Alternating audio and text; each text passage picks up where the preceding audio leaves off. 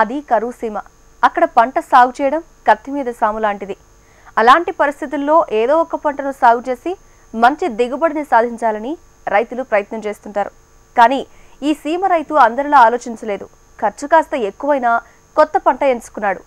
కరువు సీమలో ఎడారి పంట వైపు దృష్టి పెట్టి ఖర్జూర పంట సాగులో అద్భుతమైన ఫలితాలు సాధించాడు. నంద్యాల జిల్లాలో సరికొత్త సాగుకు శ్రీకారం చుట్టి విజయం సాధించిన ఓ రైతుపై నేలతల్లి ప్రత్యేక కథనం.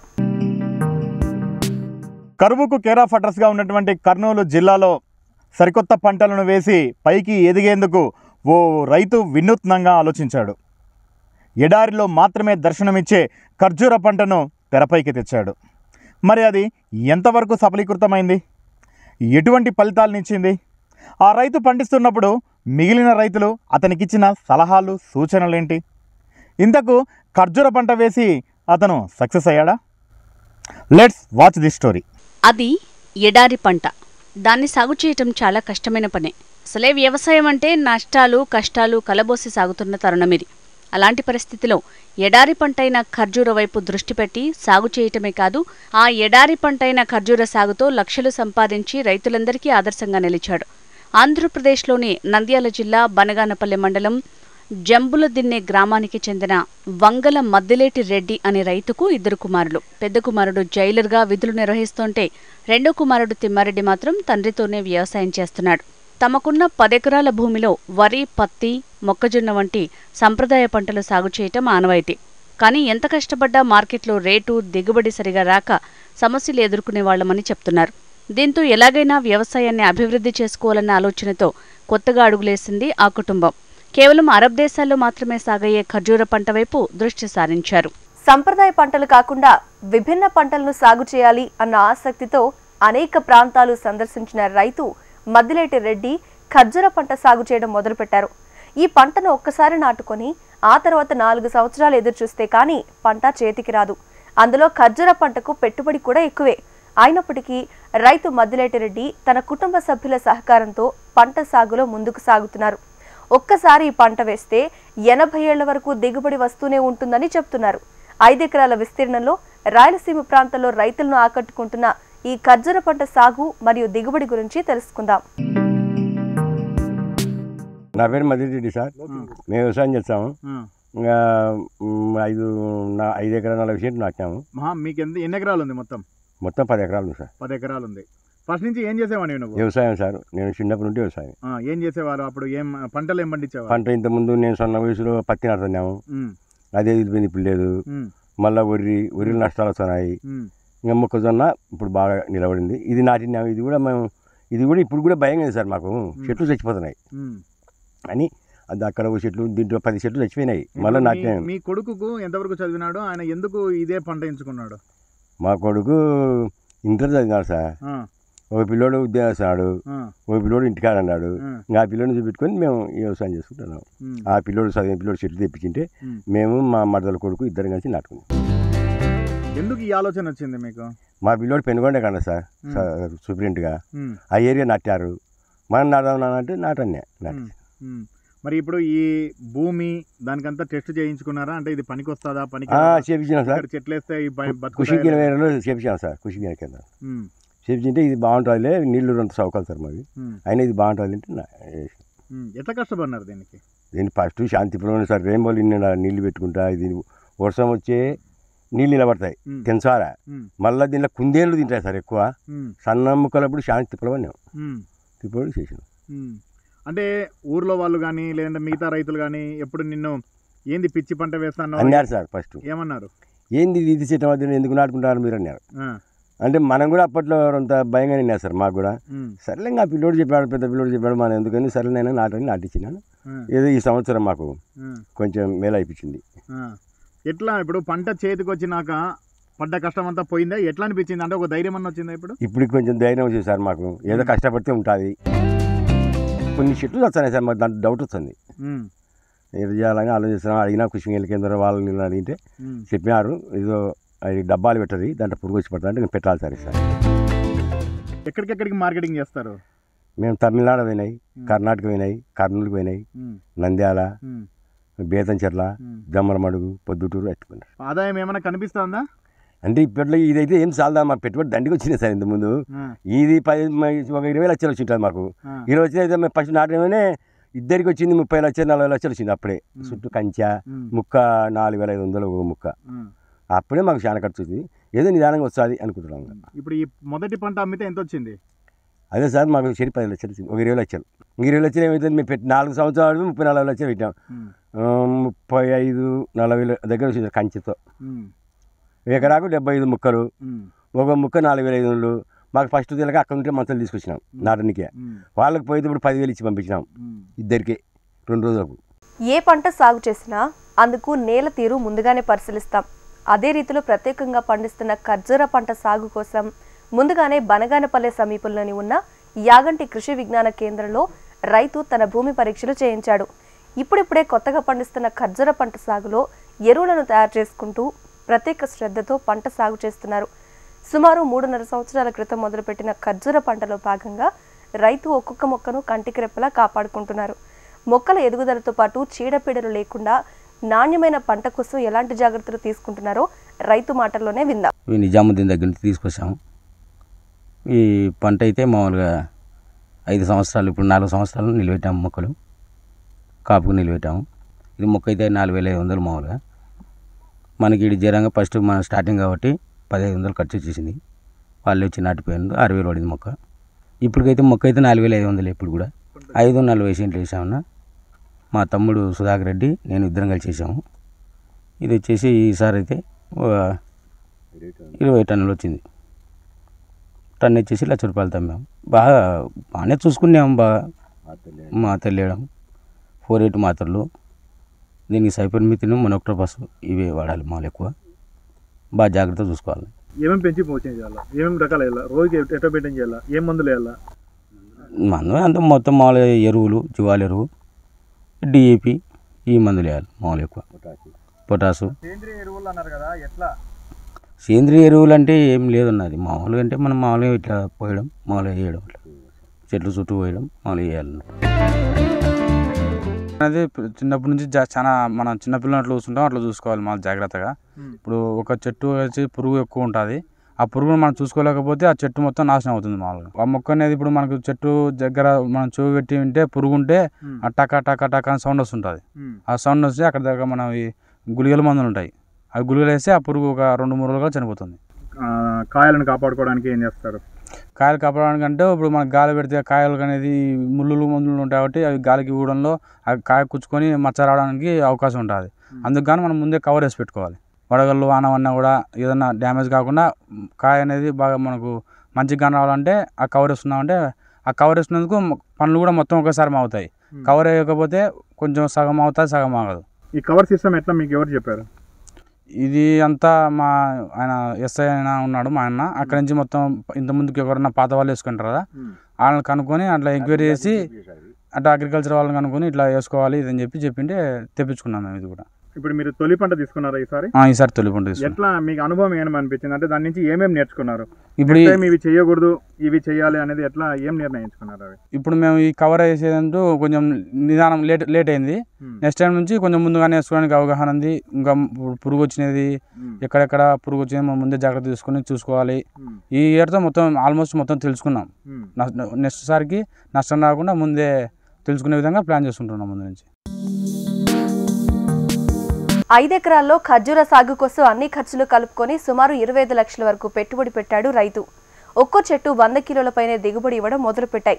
ఎకరానికి 6 నుంచి 7 టన్నుల దిగుబడి రాగా ఎకరానికి 6 నుండి 7 లక్షలు లాభం కూడా వచ్చిందని రైతు చెప్తున్నారు. కానీ పంట సాగుకు ముందు మాత్రం భూసార పరీక్షలు తప్పకుండా చేయాలంటూ తన అనుభవాన్ని చెప్తున్నారు.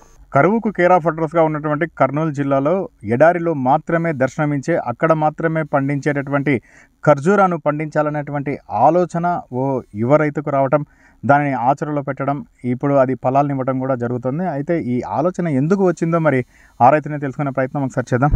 అది చెప్పండి, ఎందుకు వచ్చింది ఈ ఆలోచన మీకు? ఇక్కడ మామూలుగా ప్రతి సంవత్సరము వరి, ఈ పత్తి, మొక్కజొన్న ఈ పంటలు వేస్తాము. దానివల్ల మాకు లాభాలు అనేది పెద్ద ఆశించిన విధంగా ఉండవు. డబ్బులు ఏదో మిరాకిల్ జరిగితే ఎకరాకి 20,000 తప్ప అంత ఏమి ఉండవు. దానికోసం అని చెప్పి ఇంకెందుకు వేరేది పంటలు వేయాలనే ఆలోచనలో మా అన్న అక్కడ పెనుగొండలో సబ్ జైలు సూపరింటెండెంట్ చేస్తున్నాడు. అక్కడ ఆల్రెడీ పెనుగొండ దగ్గర చూసి చెప్తే మేము దాని గురించి ఎంక్వైరీ చేసాం.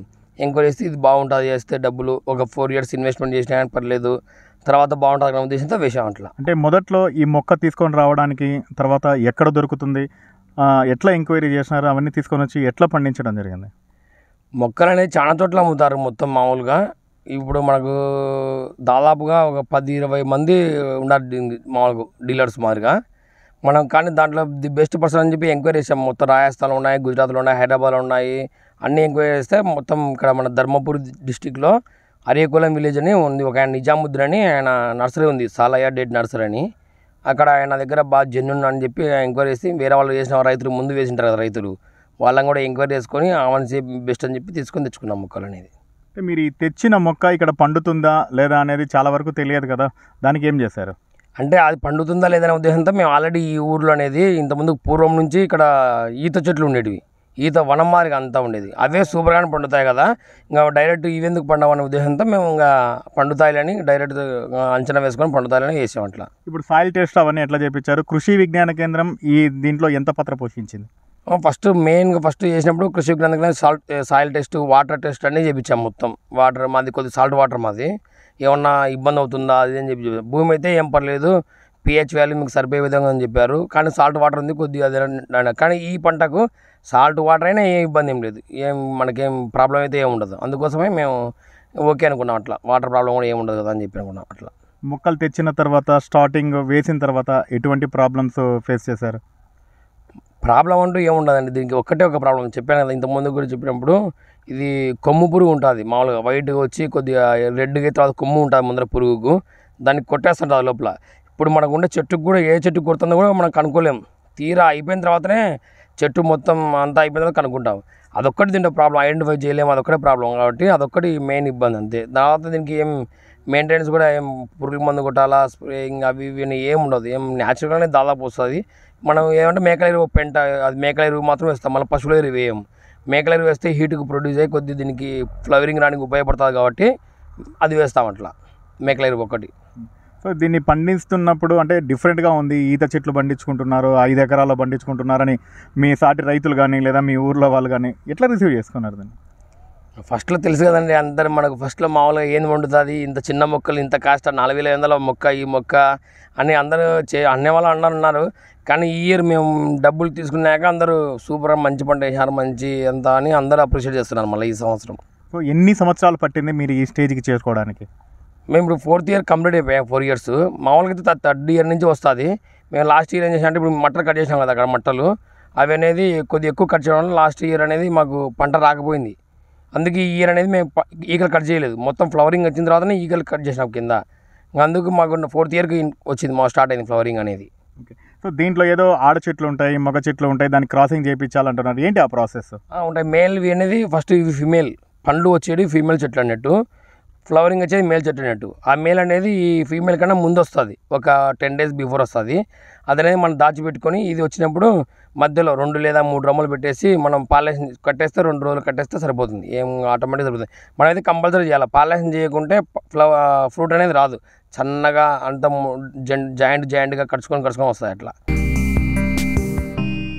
మొదట్లో ఖర్జూర పంటకు మార్కెటింగ్ ఎలా ఉంటుందో అని రైతు ఆందోళన పడ్డారు. కానీ ప్రస్తుతం ఈ పంటకున్న డిమాండ్ చూసి ఆశ్చర్యపోయారట. డిమాండ్కు తగ్గ సరుకు సప్లై చేయలేక మొదట్లో హైదరాబాద్, బెంగళూరు, తమిళనాడు లాంటి మెట్రో నగరాలకు మాత్రమే వీటిని పంపిణీ చేశారు.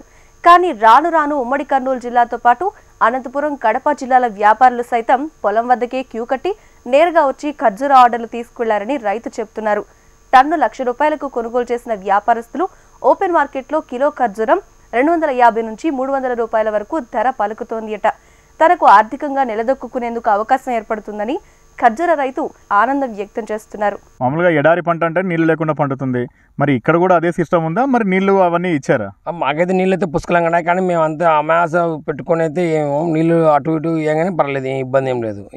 అంటే నీళ్ళు ఎక్కువ వేస్తే ఏమన్నా పంటకి ఇబ్బంది కావడం కానీ? స్టార్టింగ్ లో మనం చిన్న మొక్క ఉన్నప్పుడు ఎక్కువ వాటర్ వదలకూడదు, దానికి తగినట్టుగా నీళ్ళు ఎప్పుడైతే కొద్ది భూమి ఆరిపోతుందో ఆ టైంలో మనం నీళ్ళు ఇచ్చుకుంటూ రావాలి. ఎప్పుడైనా సరే నీళ్ళు భూమి ఆరినప్పుడు మాత్రమే మనం ఇవ్వాలి వాటర్ అనేది. ఎప్పుడు పడితే అప్పుడు ఇచ్చామనుకో తేమ కంటే లోపల ఆ కుళ్ళు తెగులు, వేరు కుళ్ళు తెగులు అవన్నీ వచ్చే ప్రమాదం ఉంది కాబట్టి మనం అట్లా ఏం చేయకూడదు. అది నీళ్లు కొద్దిగా భూమి ఆరిపోయి ఆ టైంలోనే ఇచ్చుకోవాలి మనం అట్లా. ఇప్పుడు ఒక చెట్టు 80 సంవత్సరాల వరకు బతుకుతుంది, 100 కేజీల వరకు ఇస్తుంది, ఎంతవరకు వాస్తవం ఉంది? 100% వాస్తవమే అది. ఎందుకంటే మనం పూర్వం నుంచి ఈత చెట్లు చూస్తున్నాము, ఎప్పటి నుంచో ఉన్నాయి. వీళ్ళు 100 years చెప్పారు, వీళ్ళు కూడా. మనం అయితే 60-70 వచ్చినా చాలు కదా, ఏం పర్లేదు అనే ఉద్దేశంతో ఉండడం అయితే. ఇంకోటి 100 కేజీలు అంటారా, కంపల్సరీ 100% వస్తాయి. 5th year నుంచి కాకపోయినా 6th year నుంచే కంపల్సరీ వస్తాయి 100 కేజీలు. ఇప్పుడు మాకు ఈ ఇయరే ఫస్ట్ టైమే స్టార్టింగే దాదాపు 40 నుంచి 60 కేజీలు వచ్చాయి ఒక్కో చెట్టు. మేము ఇంకా మిస్ అయ్యి ఎక్కువ గెలవడం వల్ల కాయ సైజ్ అనేది కొద్దిగా సన్నగా ఉండి అట్లా ఇబ్బంది అయింది. నెక్స్ట్ ఇయర్ నుంచి 6 to 7 గొల్లు పెట్టినాయని మనకు ఒక్కొక్కటి 15 కేజీలు పెట్టుకున్నాయని 100 కేజీలు ఈజీగా వస్తుంది. 100 కేజీలతో పక్కా వస్తాయి, మన దాంట్లో అయితే డౌట్ లేదు. ఇంకా నువ్వు 8 years 9 years తర్వాత ఇంకా ఎక్కువ వస్తాయని తక్కువ అయితే రాదు. ఇప్పుడు మార్కెటింగ్ ఎట్లా చేసుకుంటున్నారు? చాలామంది వరకు ఖర్జూరం అంటే మెత్త ఖర్జూరం ఉంటుంది, స్వీట్ ఖర్జూరం ఉంటుంది, కానీ ఈ కాయలు మరి పోతున్నాయా బాగానే? బాగా సూపర్. మేము ఫస్ట్ నాటినప్పుడు మార్కెటింగ్ ఎట్లా ఉంటుంది అని కొద్దిగా అనుకుంటారండి. ఫస్ట్ నుంచి మార్కెటింగే మనకు మెయిన్ సమస్య అనుకుంటే, కానీ మాకు ఈ ఇయర్ కొద్దిగా వేరే బెంగళూరు నుంచి పంపించాను వ్యాపారస్తులు. మనకు మెయిన్గా లోకల్లోనే ఎక్కువ ఉంది. కర్నూలు, నంద్యాల, హైదరాబాద్ నుంచి కాల్ చేస్తున్నారు అందరూ. మేము ఇంకా సప్లై ఇవ్వలేకపోతున్నాం. రావడం అయితే బాగానే ఉంది, మార్కెటింగ్ అయితే. మాకు Nandyal, Kurnool main business. So ఎంత పోతున్నాయి కిలో, ఎంత పోతుంది మీరు పెట్టుబడికి? కానీ ఇప్పుడు ఆశించిన స్థాయిలో వస్తుందా? 100% ఉంది ఆశించిన స్థాయిలో. 100 రూపాయలు పోతే అనుకున్నాము, 100 రూపాయలు లక్షణంగా పోతుంది. ఇంకా అందరికీ ఒకటే రేటే. మేము నాటిన రైతులు 4-5 మంది ఉన్నాం మా జిల్లాలో. ఇప్పుడు అందరం ఫిక్స్డ్ ప్రైస్, 100 రూపాయలకైతే తక్కువ ఎవరు ఇచ్చేదిలే. 100 రూపాయల ప్రైస్. ఇంకా ఒకవేళ నెక్స్ట్ ఇయర్ నుంచి మేము ఇంకా పెంచే ఆలోచనలో ఉన్నాము. అట్లా రేట్ అందరు కలిసి ఒకటే రేట్ మీద ఉన్నాం అట్లా. సో మీరు ఈ 4 సంవత్సరాల్లో మొదటి పంట తీసుకున్నారు, ఏం పొరపాట్లను గుర్తించారు? నెక్స్ట్ టైం వాటిని ఏం రిపీట్ కాకుండా చూసుకోవడానికి ఆలోచన చేస్తున్నారు? ఏం పొరపాట్లు ఏం చేసామంటే చెప్తాను కదా, అది మట్టలు కట్ చేసి కొద్దిగా ఇబ్బంది అయినాము. ఆ కొమ్మల కింద మట్టలు కట్ చేసి ఇట్లా దానికి చేయడం వల్ల ఫ్లవరింగ్ అనేది సరిగ్గా టైంలో రాదు. ఇంకోటి ఎక్కువ కట్ చేసినా కానీ తర్వాత గొల్లలు అనేది మనకు ఎక్కువ వేడి తట్టుకొని కిందికి పడ్డప్పుడు కింద కొద్దిగా రొమ్మలు ఉంటేనే మంచిది. రొమ్మలు లేకపోయినా అనుకో ఏమవుతుంది, ఆటోమేటిక్గా కింద పడి గొల్లలు ఇరిగే ఛాన్స్ ఉంది. ఇరిగిపోతే మనకు లాస్ అవుతాం, 15 కేజీలు గొల్ల వెళ్ళిపోయినట్టే. ఇంకా అందుకు అది ఒకటి ఆలోచన, తప్పు మిస్టేక్ చేయకూడదని అర్థం చేసుకున్నాం అట్లా. సో ఇప్పుడు మీరు ఒక రైతుగా ఇంత కష్టపడ్డారు, ఇన్ని లక్షల పెట్టుబడి పెట్టారు, మిగిలిన రైతులకు ఏం సలహా ఇస్తారు? సలహా అంటే ఏం లేదండి, నాటుకోవాలంటే ఇన్వెస్ట్మెంట్ కొద్దిగా ఎక్కువ ఉంటుంది. ఎకరాకు వచ్చేసరికి 4 to 4 lakhs పైన పడుతుంది, 4 to 4.5 వస్తుంది. ఒక్కసారి ఇన్వెస్ట్మెంట్ చేసుకుంటే మనకు 5th year నుంచి మనం చేసుకోవచ్చు. మన ఇన్వెస్ట్మెంట్ విత్ ఇంట్రెస్ట్తో కలిపి ఒక 8 yearsకి మన ఇంట్రెస్ట్తో 2 rupees ఇంట్రెస్ట్ వేసుకునే 8 yearsకి అయితే మనం సేవ్ అవుతాము. 9th year నుంచి మనకు ఇన్కమ్ అనేది మన సొంతం, మనకి ఇన్కమ్ అనేది వస్తుంది మనం అట్లా. అది కాబట్టి ఏం పర్లేదు, నాటుకోవచ్చు. ఏం మార్కెటింగ్ గురించి కూడా మేము కూడా అనుకుంటాం, కానీ ఎక్కువ ఇబ్బంది పడతామని ఏమంత ఇబ్బంది కూడా ఏం లేదు. మనకి లోకల్నే వెళ్ళిపోతున్నాయి మొత్తం. సో మొత్తానికి మాత్రము గతానికి భిన్నంగా ఒక కొత్త ఆలోచనతో ఎడారిలో మాత్రమే దర్శనమిచ్చే ఖర్జూర పంటను రాయలసీమ జిల్లాలో పండించి సక్సెస్ అయ్యారు ఈ రైతులు. ముఖ్యంగా ఒకరినొకరు అందరూ కూడా సమన్వయం చేసుకొని అతి కష్టం మీద కంటికి రెప్పలా ఈ చెట్టును కాపాడుకొని ఇప్పుడు ఆర్థికంగా పరిపుష్టి సాధించేందుకు సిద్ధమవుతున్నటువంటి పరిస్థితి ఉంది. మిగిలిన రైతులు కూడా సరికొత్తగా ఆలోచిస్తే ఖచ్చితంగా అన్నదాతకు మించిన అదృష్టవంతుడు లేడని మాత్రం ఈ రైతులు అక్షరాలా నిరూపిస్తున్నారు. కెమెరామెన్ కిరణ్ రమణలతో హరికిషన్, విషయం టీవీ, బన్గానపల్లి, నంద్యాల జిల్లా.